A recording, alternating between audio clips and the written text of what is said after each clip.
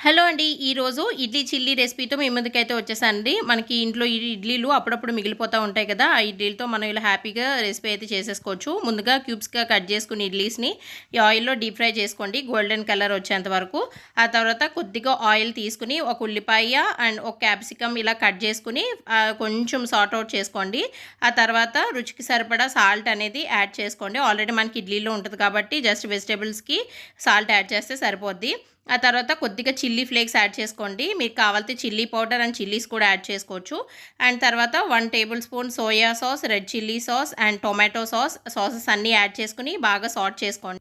ఒక బౌల్‌లో ఒక టేబుల్ స్పూన్ కార్న్ ఫ్లోర్, కొద్దిగా వాటర్ యాడ్ చేసుకొని బాగా కలిసేటట్టు మిక్స్ చేసుకొని, ఆ వెజిటబుల్స్ దాంట్లో యాడ్ చేసేసుకొని కొంచెం సార్ట్ ఔట్ చేసుకోండి. ఆ తర్వాత ముందుగా ఫ్రై చేసి పెట్టుకున్న ఇడ్లీస్‌ని యాడ్ చేసేసుకొని, ఆ తర్వాత మనం సర్వ్ చేసుకోవడమే. హ్యాపీగా పిల్లలకి పెట్టేసేయండి. చాలా ఎంజాయ్ చేస్తారు. Please do like, share, subscribe.